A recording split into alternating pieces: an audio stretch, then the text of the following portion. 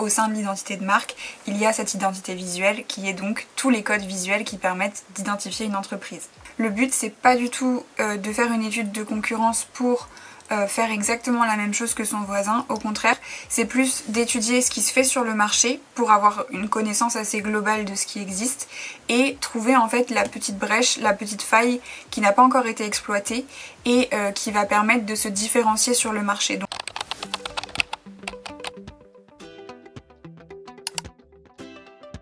Hello! Aujourd'hui je vous retrouve dans une nouvelle vidéo dans laquelle on va parler des éléments à prendre en compte quand on crée l'identité visuelle de son activité ou de son entreprise. Donc ça va être une vidéo un peu théorique et pas très pratique, même si je vais essayer d'illustrer ça du mieux que je peux, mais ça me semblait intéressant de voir avec vous les différents éléments qui sont à prendre en compte quand on crée une identité visuelle, de vous mettre en fait dans la peau de potentiellement un brand designer, un graphiste,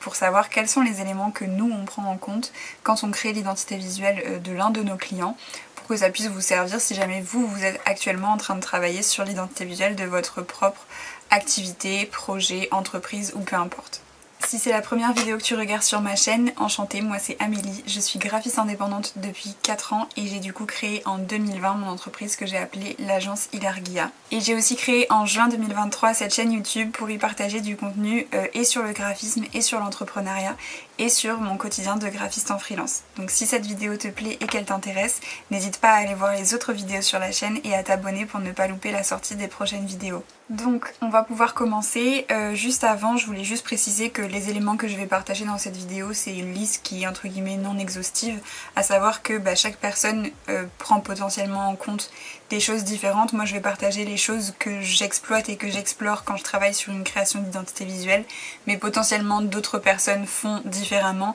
et j'estime pas que j'ai la vérité absolue, mais simplement c'est moi le processus que je suis. J'estime et je pense qu'il fonctionne et que ce sont des éléments intéressants à connaître et à prendre en compte quand on travaille sur une création d'identité visuelle. Mais voilà, potentiellement peut-être que si vous êtes graphiste aussi vous faites différemment et si vous travaillez avec un graphiste peut-être que lui fera différemment, mais en tout cas ça ce sont moi les éléments que je prends en compte quand je travaille sur une création d'identité visuelle. Donc juste avant de commencer, je voulais faire un tout petit rappel sur le rôle et sur l'importance de l'identité visuelle et même sur ce que c'est une identité visuelle au cas où vous ne sauriez pas. Je vais aller très très vite parce que j'ai pas envie de vous saouler, mais donc l'identité visuelle d'une entreprise, ce sont tous les éléments visuels qui vont faire que cette entreprise sera reconnaissable auprès d'un certain public. Donc ça va comprendre potentiellement les logos, les illustrations, les icônes, les typographies, les couleurs, les motifs, les textures, etc. etc. Tout ce qui est de l'ordre du visuel. Donc tout ça, ça rentre dans une sphère un petit peu plus grande qu'on appelle l'identité de marque. Et donc au sein de l'identité de marque, il y a cette identité visuelle qui est donc tous les codes visuels qui permettent d'identifier une entreprise. Pourquoi c'est important d'avoir une identité visuelle qui est travaillée, cohérente et stratégique? Tout simplement parce que ça va très fortement conditionner la manière dont un public va percevoir une entreprise. Si l'identité visuelle n'est pas créée pour répondre à un certain objectif, renvoyer certaines valeurs, renvoyer un certain message, afficher un certain positionnement, potentiellement il peut y avoir une erreur de perception,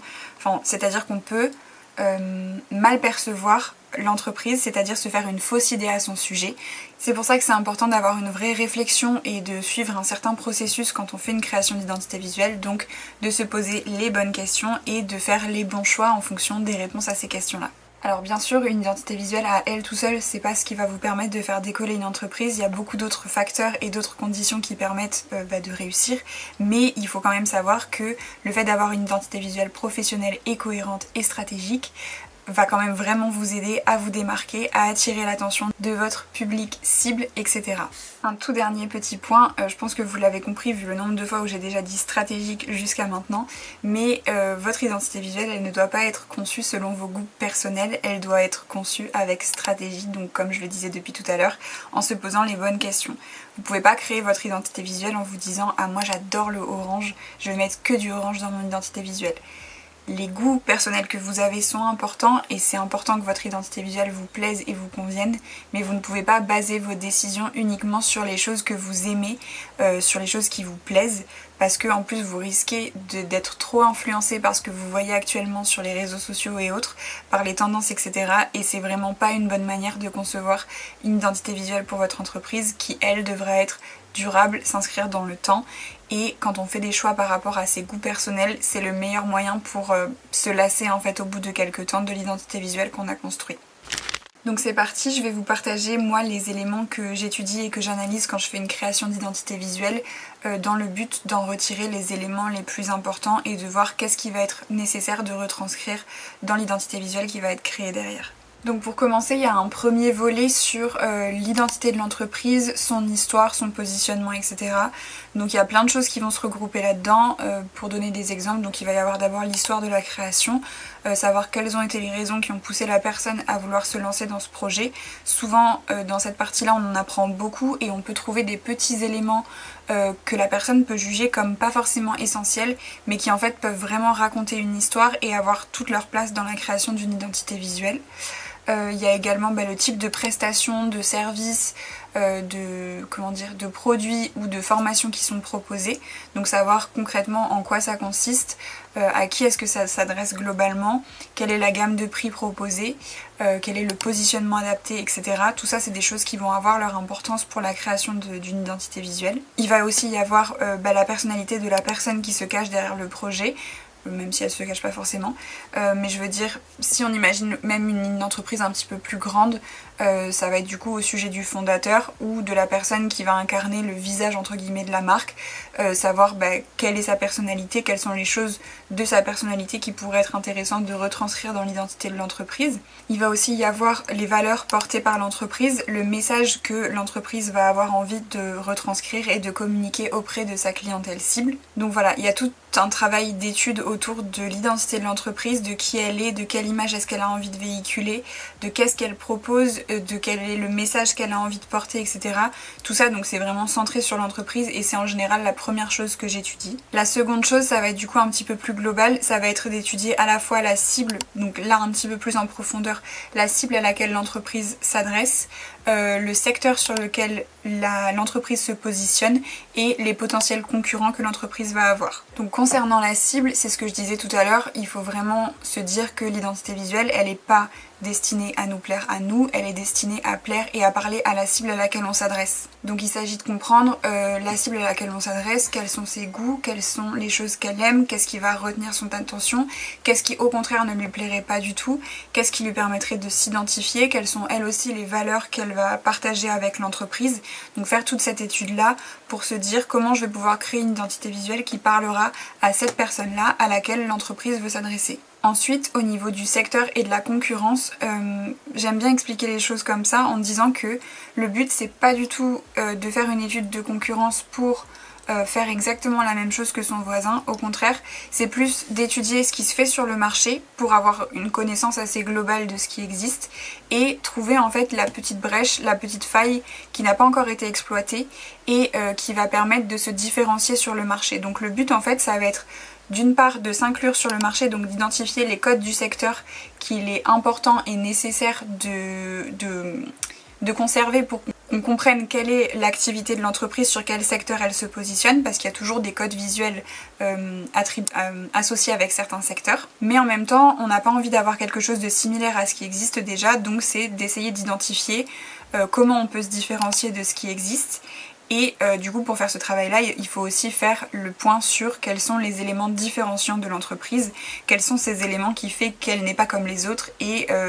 potentiellement ça peut juste être un seul point, attribut, caractéristique ou peu importe, qui va faire qu'elle sera différente des concurrents entre guillemets qu'elle va avoir. Donc voilà, il y a cette étude de quels sont les codes du secteur sur lequel l'entreprise va venir s'inclure et en même temps chez les concurrents qu'est-ce qui se fait. Donc on va lister vraiment tout ce qu'on remarque qui se fait de manière générale chez les concurrents, puis on va se poser la question de par rapport à mon entreprise, comment est-ce que moi je me différencie d'un point de vue vraiment factuel et ensuite se poser la question de cette différence, comment est-ce que je peux la représenter visuellement. Donc voilà, tout ça c'est les différentes choses que je prends en compte quand je fais mes recherches pour une identité visuelle. Je pense que potentiellement il y a d'autres questions, d'autres petits points, mais j'ai essayé de regrouper les choses les plus importantes. Et donc tout ça, ça me sert de base pour aller faire mes recherches ensuite sur des sites d'inspiration, dans des livres, etc. La troisième partie, c'est d'associer des codes visuels à ces éléments qu'on va avoir identifiés comme importants dans toute cette étude et cette analyse de